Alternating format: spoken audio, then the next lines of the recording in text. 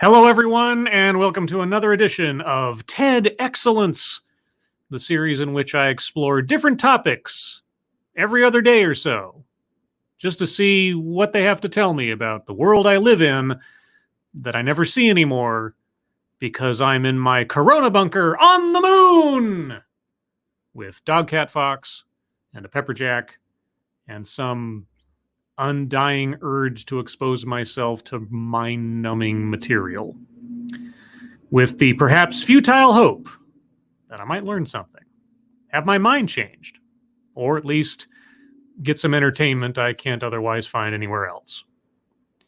But if this is entertainment, boy, oh boy, what's wrong with me?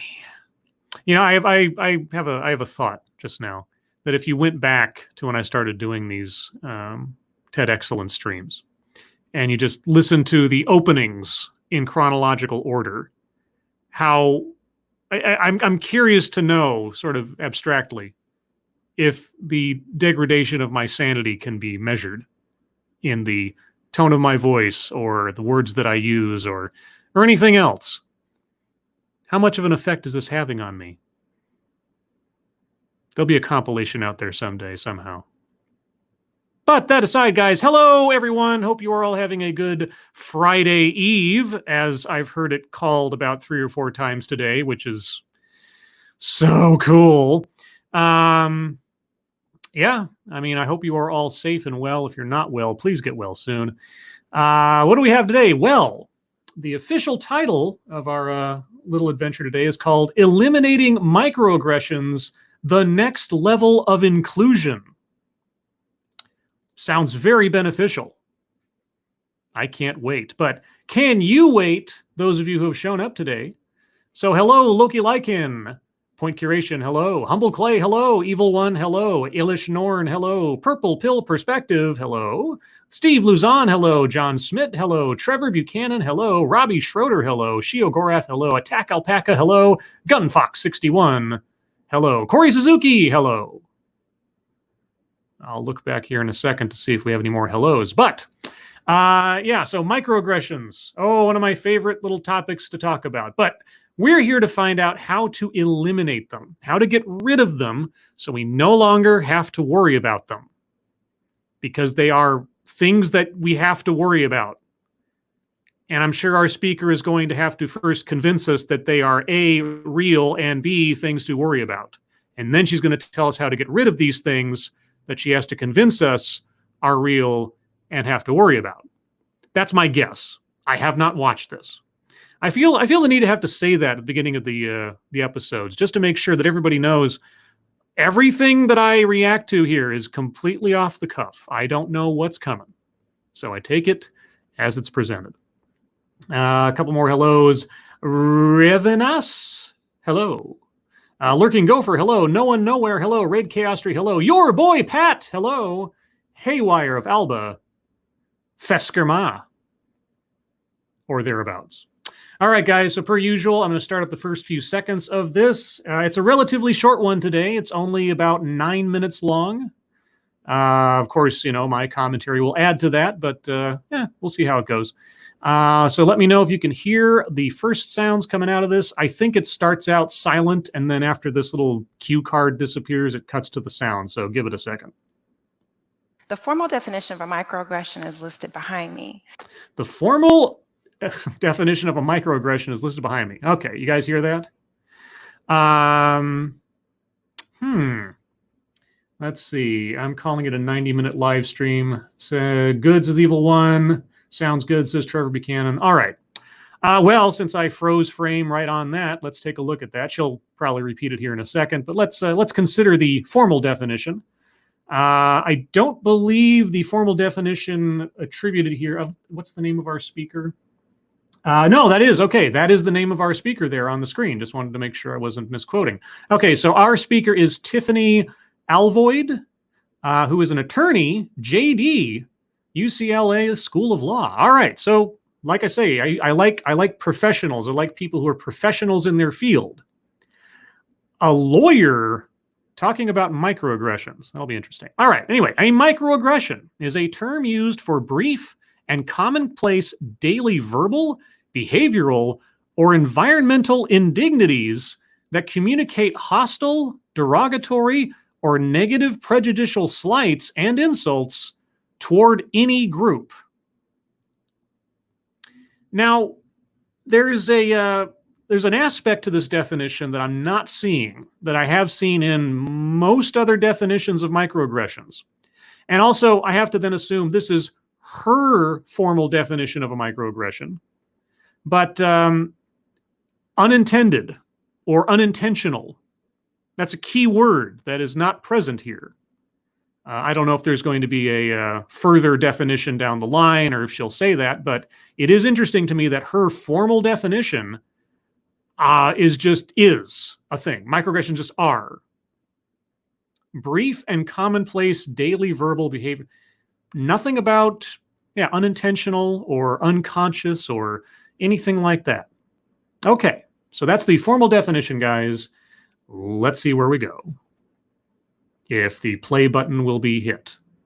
Simply put, microaggressions are insults that are rooted in stereotype, and they're directed at someone because of their membership within a marginalized group. In a marginalized group. So a microaggression could not be applied to someone in a majority group? Because your definition says any group. I'm just pointing out an inconsistency, and we're not 13 seconds into this.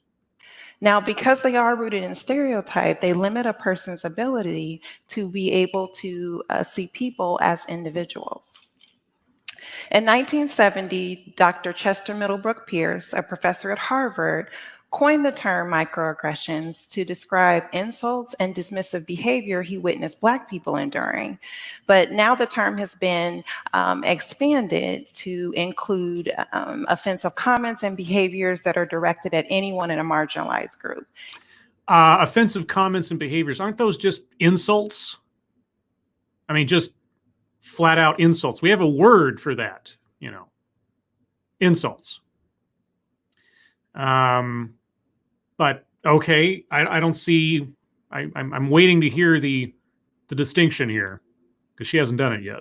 Including, but not limited to, women, people of color, people with disabilities, and people who are older.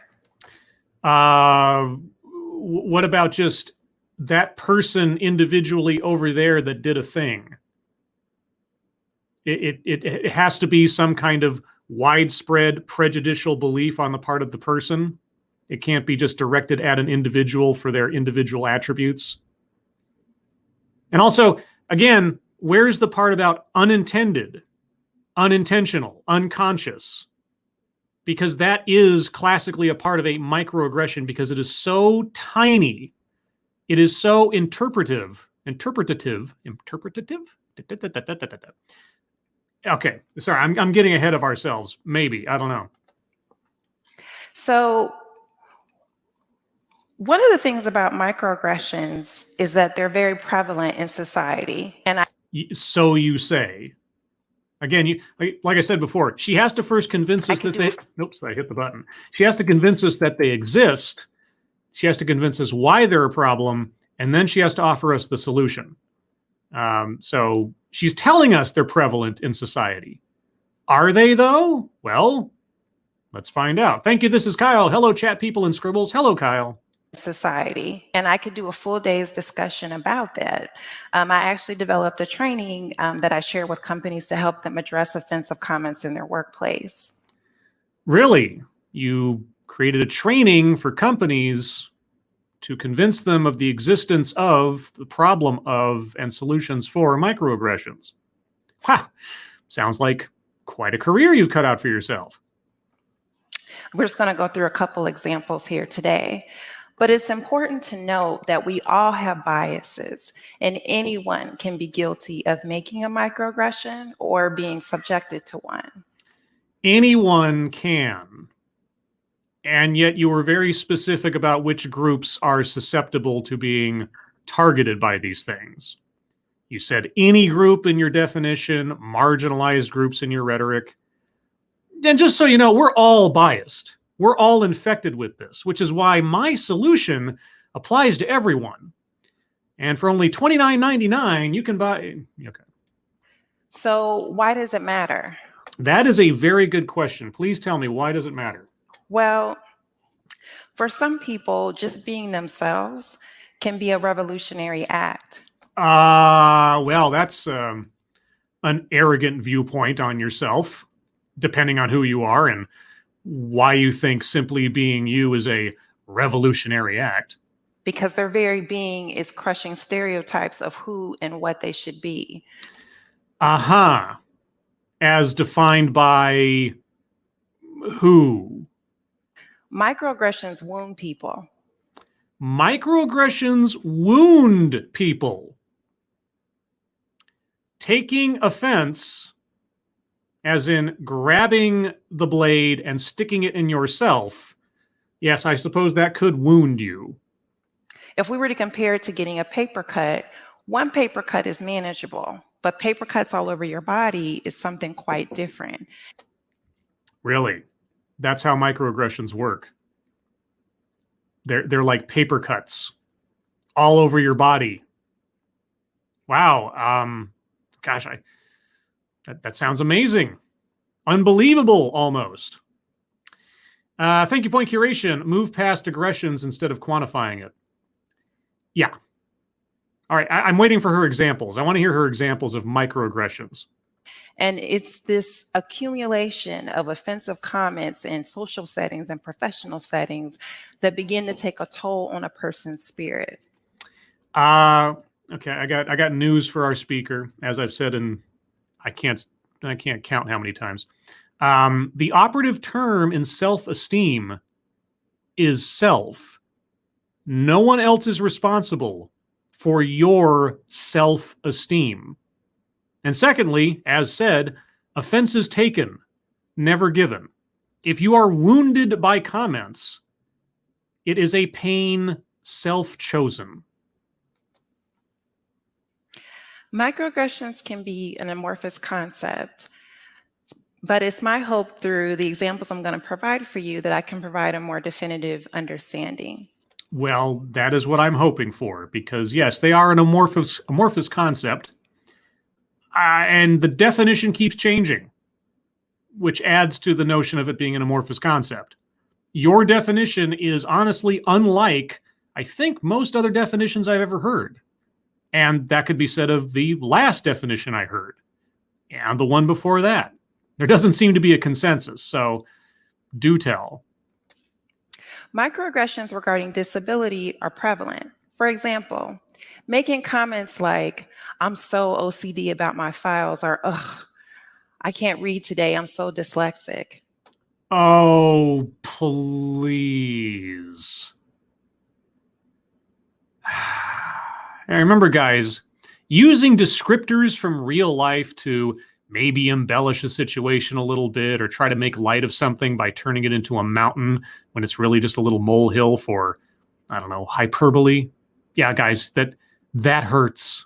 That really hurts because someone with OCD has no idea what you're talking about. Couldn't relate at all. It's an insult. Oh, you're making light of it.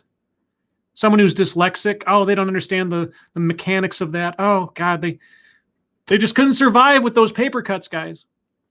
Thank you, Gear PG. Late to the party as always. Hello, Scribbles and chat. 10 NOK equals 1 USD. Oh, okay. Yeah, I was wondering for a second. I was like, that is very generous. But it's generous either way. I was just, I don't know currencies. I am not current on the currencies. But I appreciate it either way. 1 cent to $1. It's all wonderful. Thank you. Oh, and thank you, Asian Hippie. Dog Cat Fox. How's it going? It is going interesting so far. I'm getting a handle on our speaker's perspective on the world. How it could be perceived on the title card right now.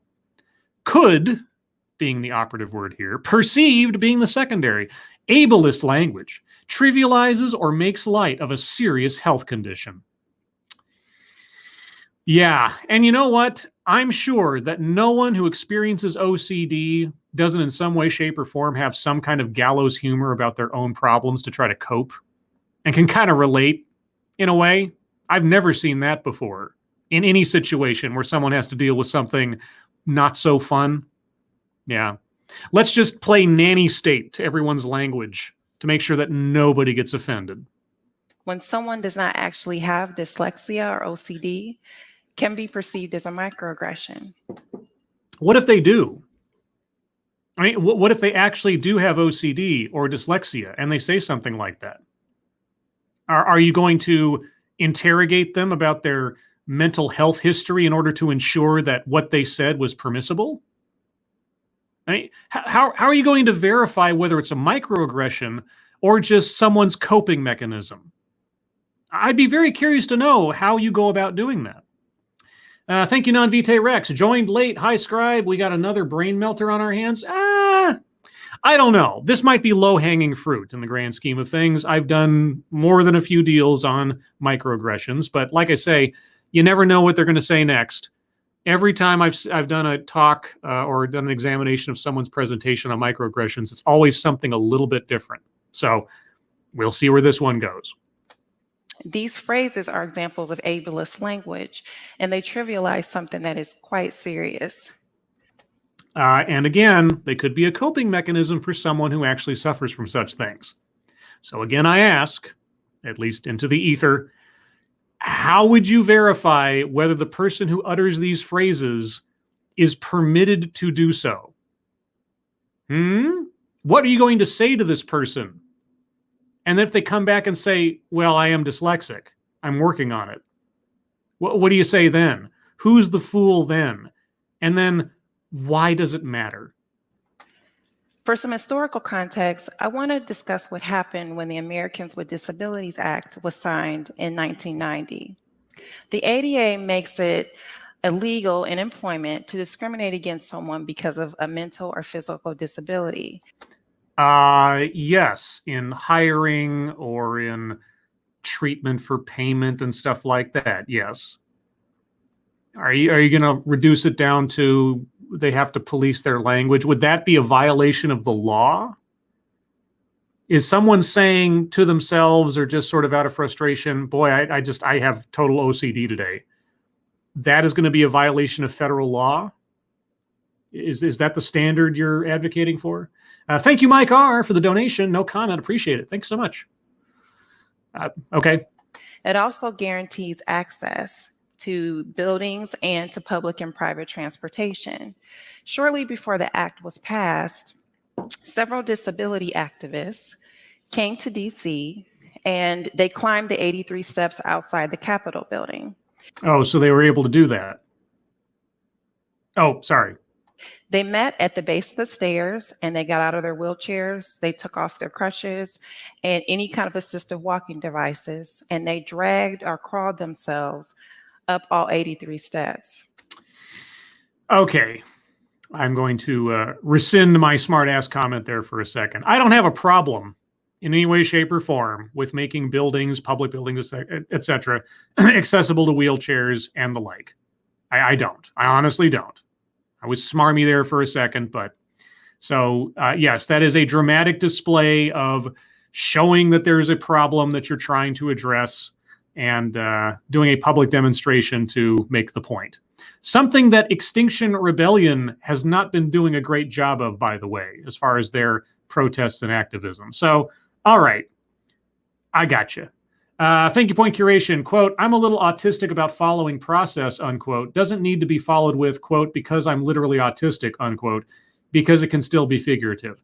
Yeah, well, figurative is literal if you decide to interpret it that way, Point Curation. And if I decide to interpret it that way, I am thus harmed. Therefore, you threw the killing blow. And that's assault.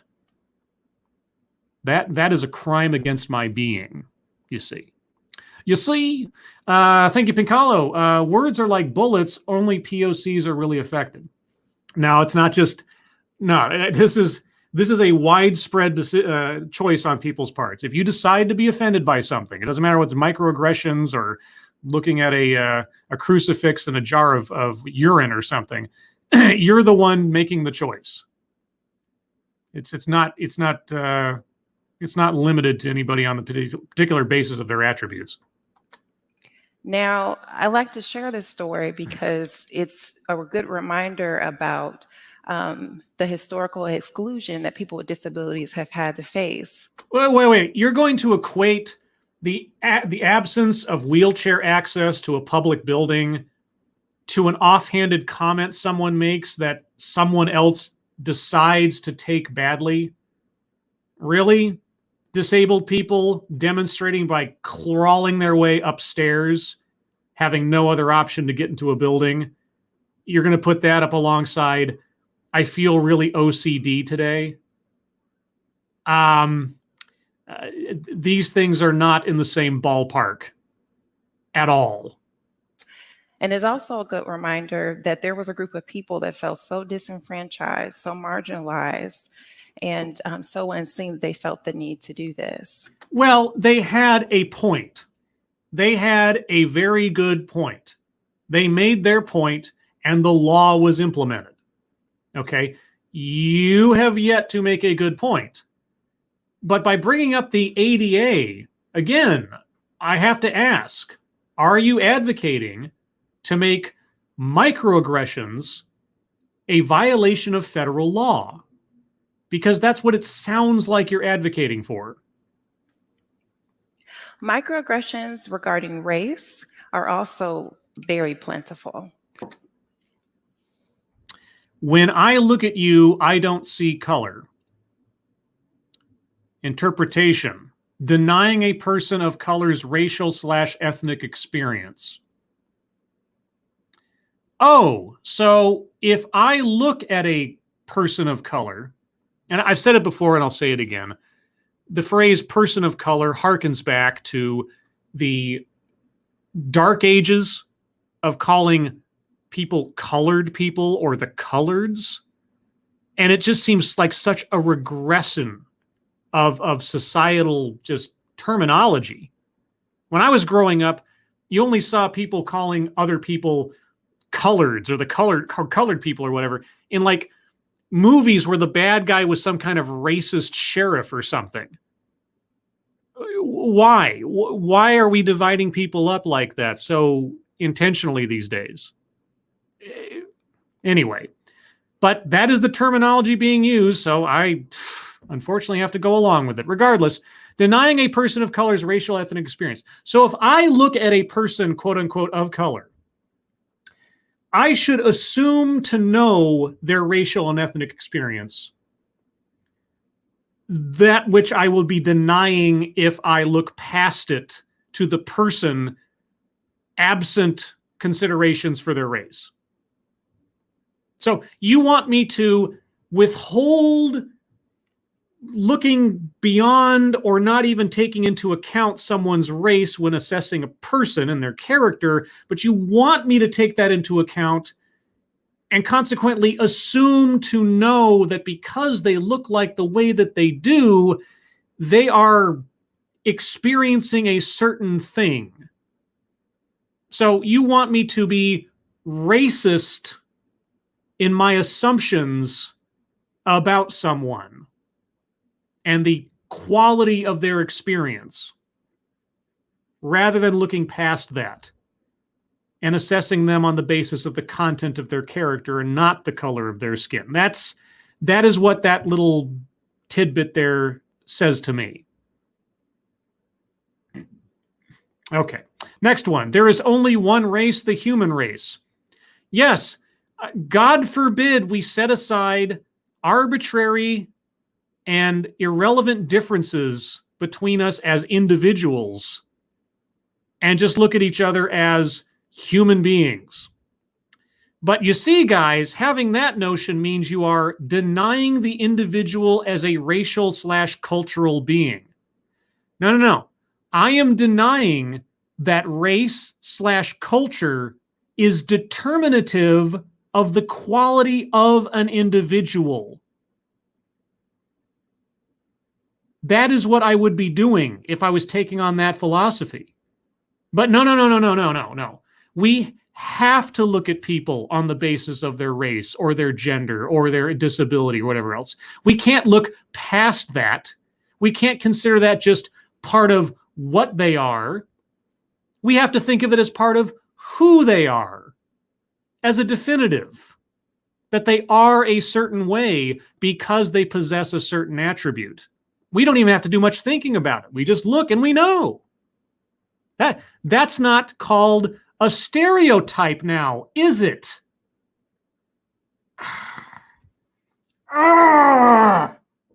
Some people might be surprised to know that professing colorblindness can actually be a form of a microaggression. Can actually be. It could be perceived, or it could be someone trying their best to express the fact that they do not assess people on the basis of race. But you're going to take someone who is, at least by their rhetoric, I mean, who knows what's in their mind, but by their rhetoric, they are exemplifying what I thought we were all trying to achieve as a civilization.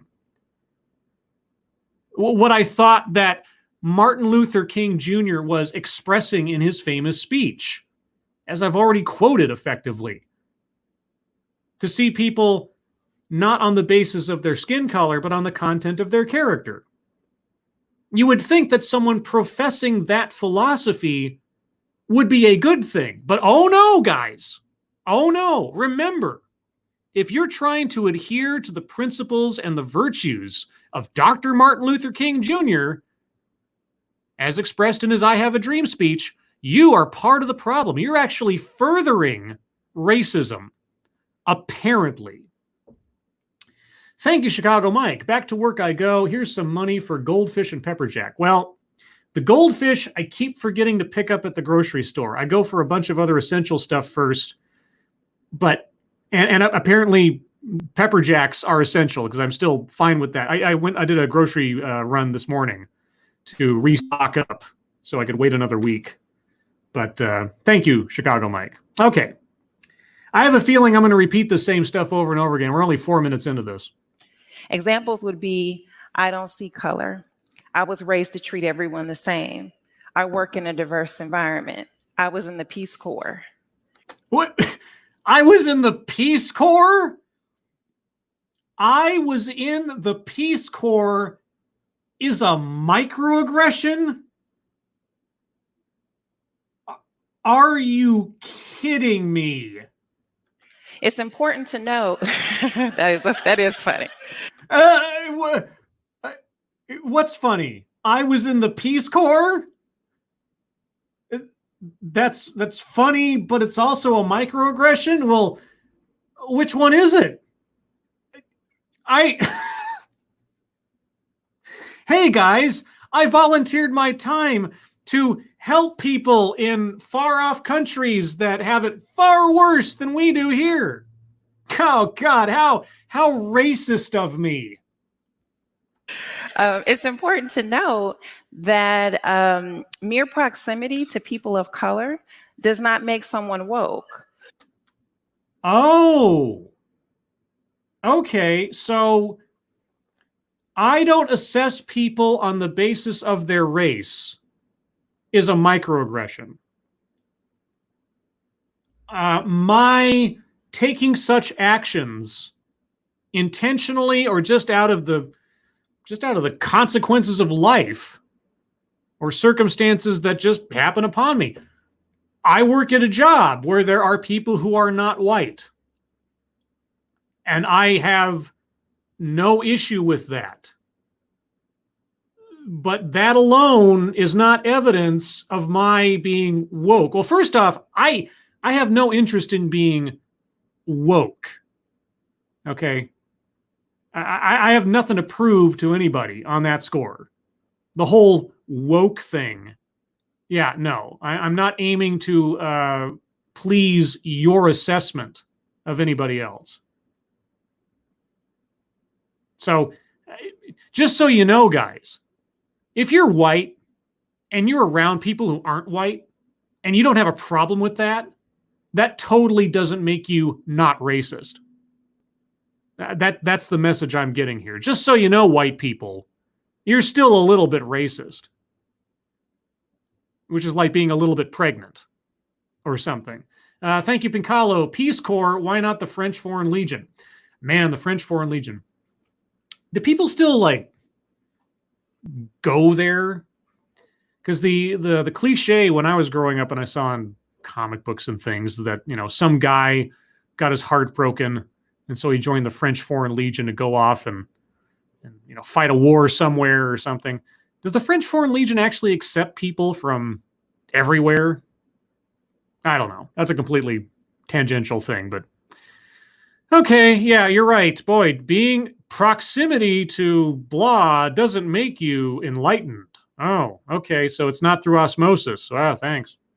No.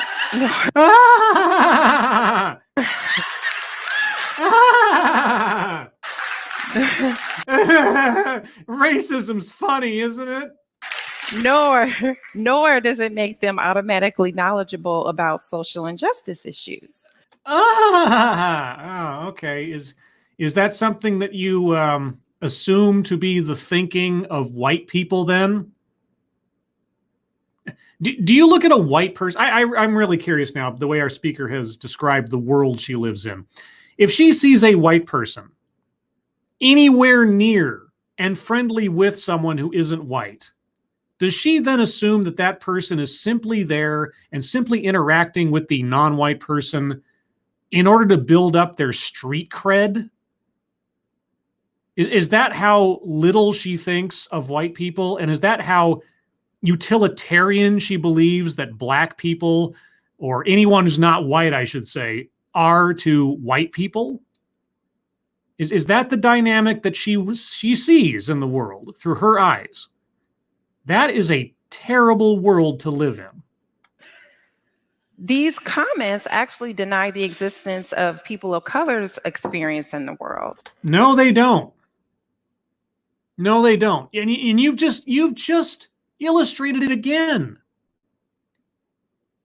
What you are describing is a perspective wherein, if I am not a quote-unquote person of color, I am supposed to look upon people of color as somehow flawed or damaged, or somehow assume to know that they have an experience of life completely different from mine that I dare not even imply I'm not paying attention to. Except that I don't pay attention to most people.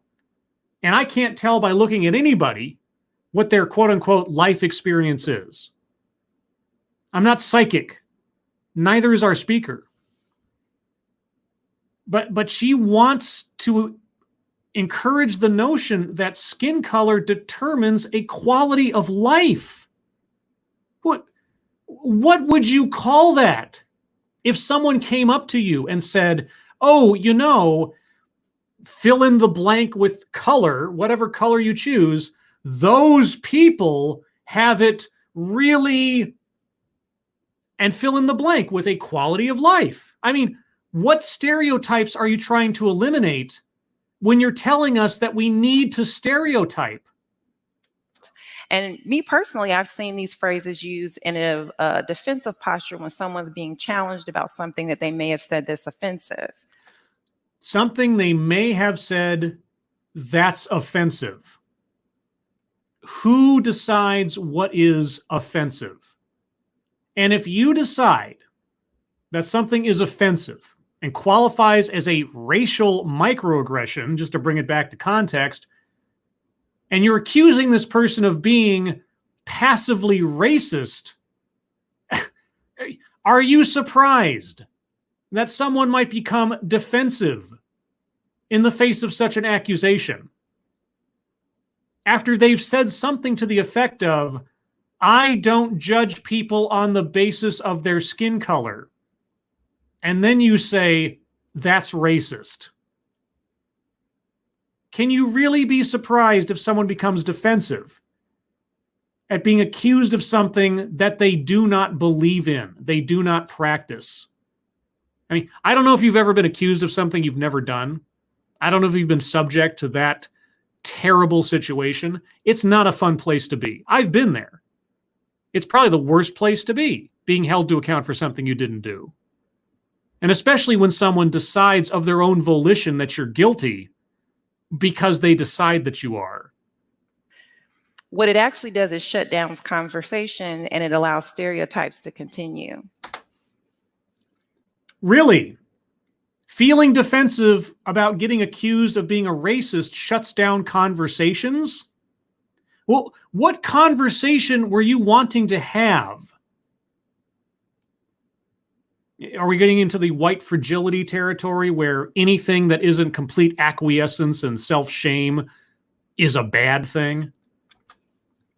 The last microaggression that I want to talk about is the phrase, "that's so ghetto," or Okay.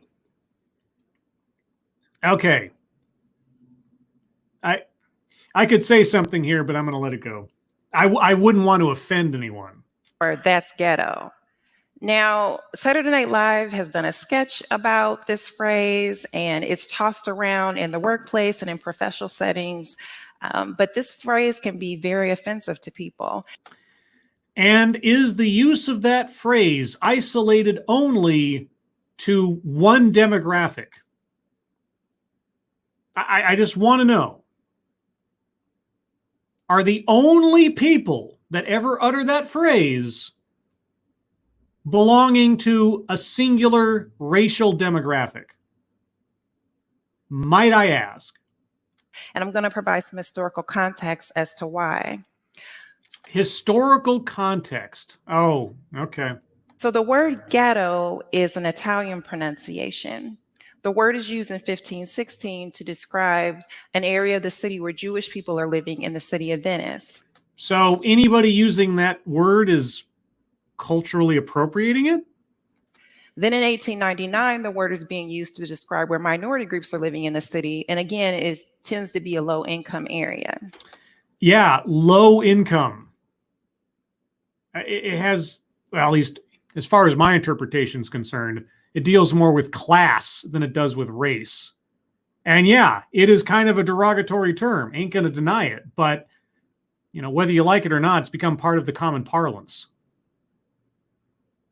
And yeah, tell me again, it's only used by singular demographics? From a US perspective, the word has been associated with Black and brown people who live in low income areas. According to you, again, just my perspective, but all I've ever heard ghetto in my mind is saying something like white trash or trailer park or something. It's about class. It is derogatory, depending on the context, but I've always seen it as a class distinction. And again, not a very complimentary one, not going to lie, but there you go. What we're essentially talking about is a place in the city where people are being regulated because of poverty, disenfranchisement, and reasons that point to systemic racism. Regulated. So the government is making people... I don't know if this is verging into conspiracy theory territory, so... Now, when I'm talking about systemic racism, what do I mean by that? I am dying to know what you mean by systemic racism. Well, the GI Bill would be a good example. The GI Bill. I am honestly curious now. I have no idea how the GI Bill applies here. Do tell. In 1944, President Roosevelt... 1944. Okay, just to make sure I'm on the same page here. We're going back 80 years, thereabouts. Okay. 1944. Got it. Signed the first version of the GI Bill into law. And that bill essentially made it possible for veterans to go to college and also gave them the ability to get low interest mortgages, which this sounds like a really good program, and it is. But unfortunately, the way it was administered, it was very discriminatory to Black veterans. It was, or it is? The Veterans Administration refused to guarantee loans for developers who plan to sell homes to Black people. Is that still the case? Or is that now a defunct policy? When I'm talking about systemic racism, I'm also talking about redlining. What? No, whoa.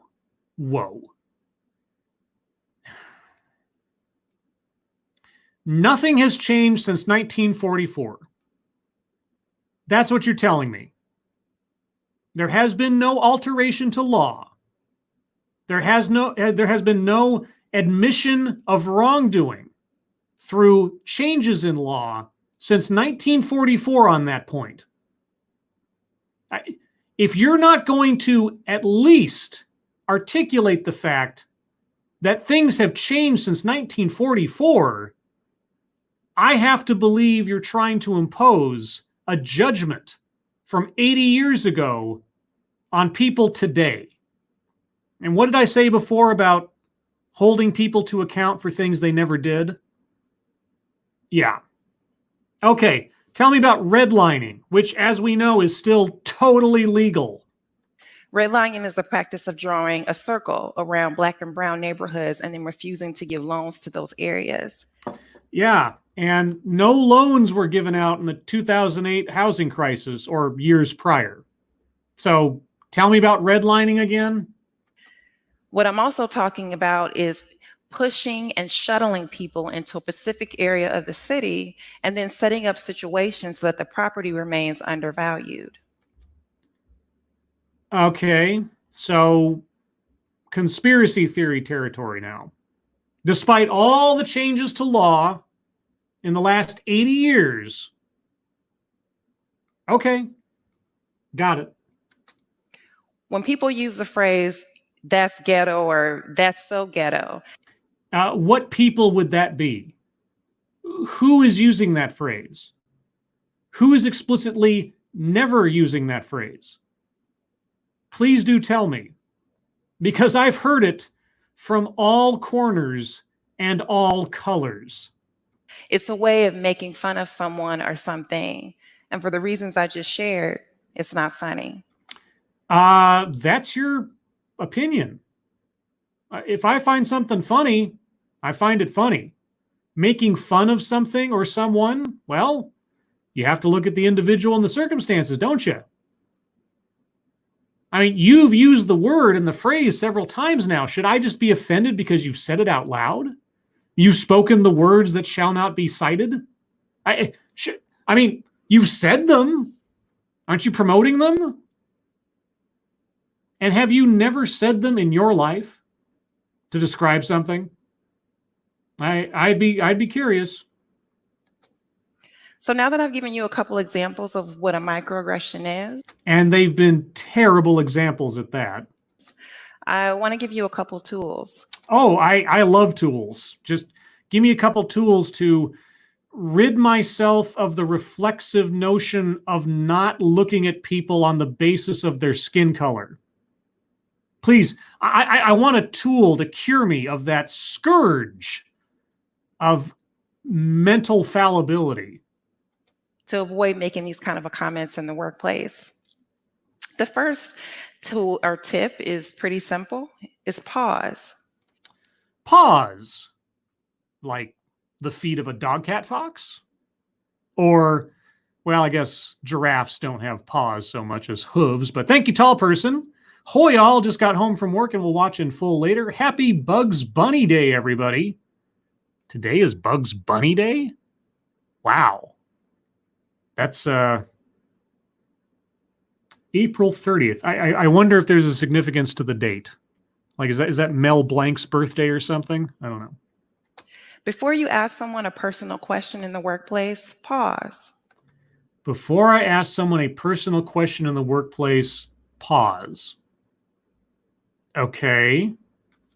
Before you compare someone to something or to someone else, pause.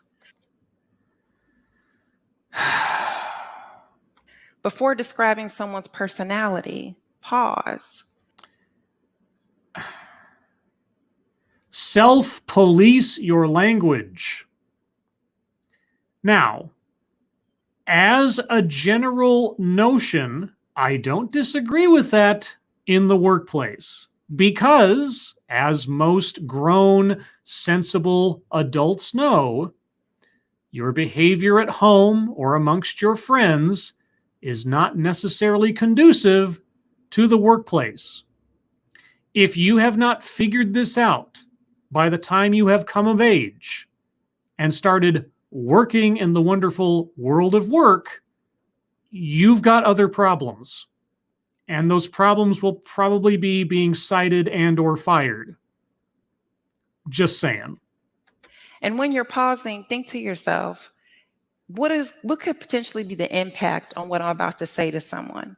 Yeah, let me imagine for a second that the person I'm talking to is so fragile of psyche that anything I might say, even if I don't mean for it to come across badly, I'll just walk on eggshells around every person in the office who isn't white. Because obviously, if someone's not white, well, they can't take an offhanded comment, or they're going to take anything I say as a racial slur, or anybody with a disability that I can't possibly see, like OCD or dyslexia or name anything else, is going to break down right in front of me and get me fired for using something as a descriptor that is personally sensitive to them for reasons I couldn't possibly know just by looking at them. Because assuming things by just looking at people, well, I'm supposed to do that, but not always. And during all of this deliberation, do I get anything done at work? Not just my intention, but what could be the possible impact that the way this person could take what I'm saying? Could they?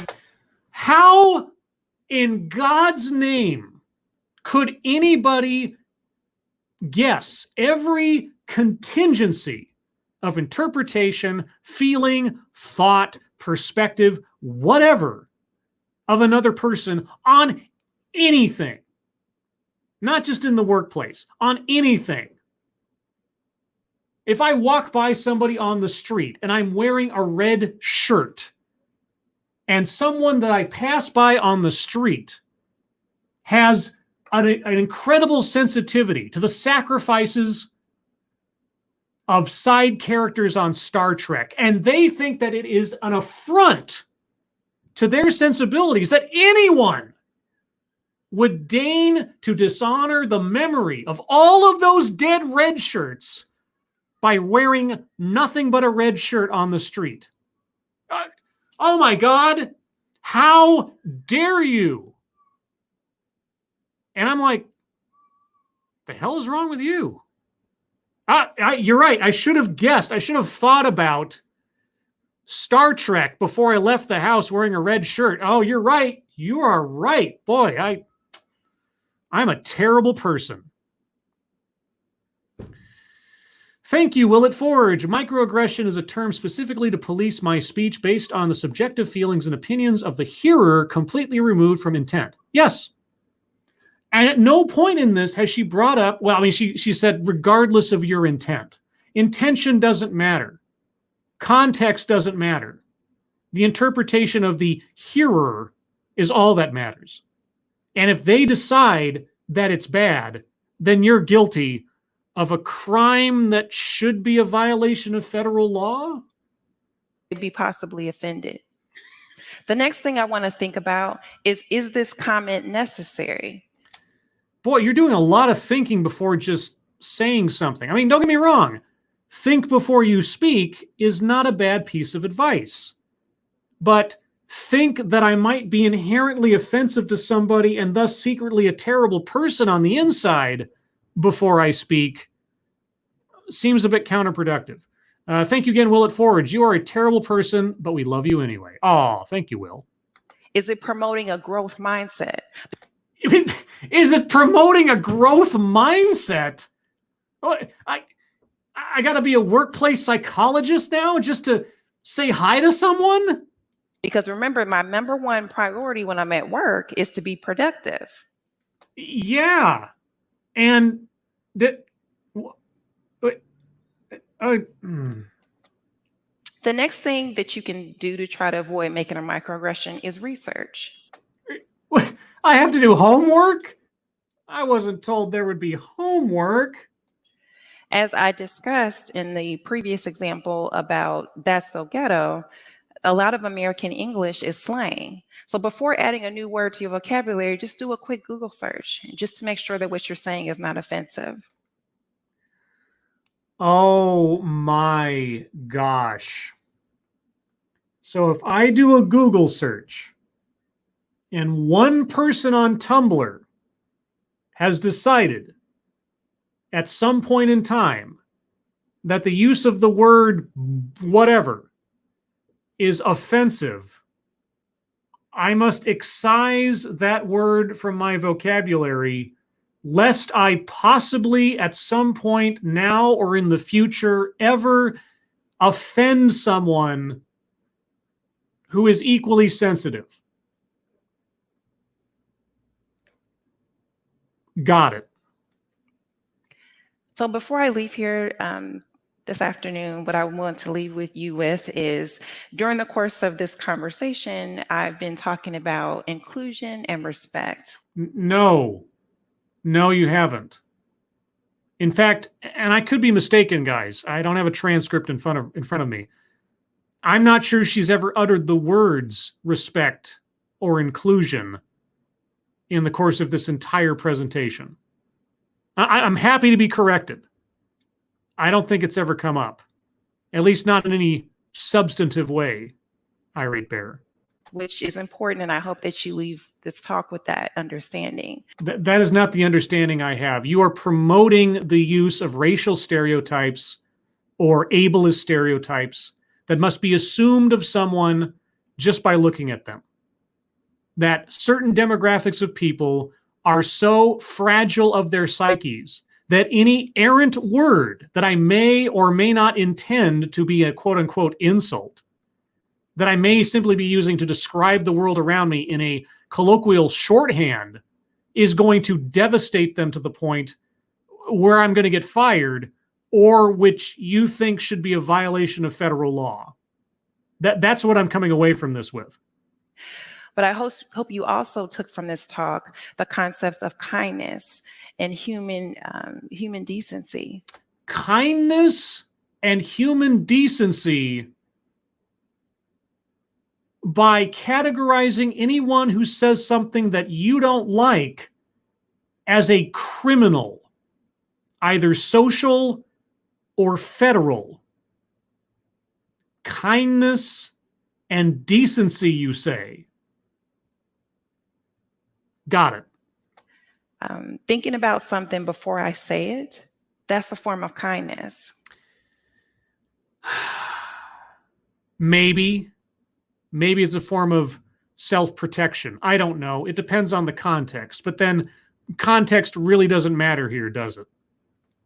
And treating people the way I want to be treated is one of the highest forms of kindness. You want people to treat you as a fragile piece of glass who is unable to distinguish between an insult and a colloquialism. That's how you want to be treated because of your skin color. Well, that is an interesting request of the world. Thank you. Okay. Well, there you go, guys. And like I said before, you never know with some of these particular topics, especially these amorphous concepts like microaggressions, you never know what is going to be said next to justify the belief in their existence or the excoriation of anyone who they decide is guilty of such a crime. But here we are once again. Thank you again, Willett Ford. Sounds like she has not thought about what she says. Well, again, and you know, what I said when she brought up the racial microaggressions in particular, you know, like, I don't see color. Well, obviously you're denying the racial experience of other people. Is that really the interpretation? And what does that imply about how our speaker sees the world? Or what she is saying that we need to see the world as functioning as? That's the part. And I know, I am extrapolating, I'm interpreting, blah. Microaggressions are all about interpretation. So there you go. Anyway, I'm going to give the next 5 minutes or so to you guys. I've said plenty in this. See what you guys have to say. And of course, if the stream ends or I don't read your comment, please do feel free to leave it in the comment section below. That's what it's there for, so I'm told. Lincoln Worsham. Okay, I'm 30 minutes behind, but as a dyslexia, I do not give two sharts if someone said, "Oh my God, I'm so dyslexic." I'm far more pissed off by someone getting pissed on my behalf. I said that before. I mean, name your affliction, right? Whether you're disabled, whether you've been the victim of an assault, whether you have a mental quirk, whatever. 9 times out of 10, the person copes with that thing they can't control by making light of it, by not giving it power, by not making it some kind of devastating concept. It's just something you have to live with. Anxiety disorder, trauma, gallows humor. Does that mean someone doesn't suffer under the yoke of whatever it is? No. But making light of something isn't an inherent insult to a person who possesses that thing or has experienced that thing. It's trying to take power away from the after effects of it or the stigma of it. If I say as someone who isn't OCD that I'm OCD about this thing, am I making light of someone with that problem? Or am I sort of, at least in some way, shape, or form, empathizing with someone who may have a similar problem? I don't know, but apparently our speaker's a mind reader and she knows. She knows. Check your logic. What would she think of the phrase "sounds about white," mansplaining, or caucasity? I don't know. I'm not a mind reader. I wouldn't assume to know. And I wouldn't assume to know her thinking simply on the basis of what she looks like. I know only what she tells me. John Miller, I wish we would get a speaker that has a thought that would make me think, not another NPC. I've said this before. I mean, partially I look at these kind of talks as, fun. Catharsis after a fashion. Critiquing for effect. On the other hand, as I've said before as well, I look at these things in order to expose myself to perspectives and ideas and conclusions that maybe on the face of it, I'm not going to agree with. But on the chance that something is said or a point is made that changes my mind. That's happened countless times in the past on the videos that I've done or chosen not to do for my channel.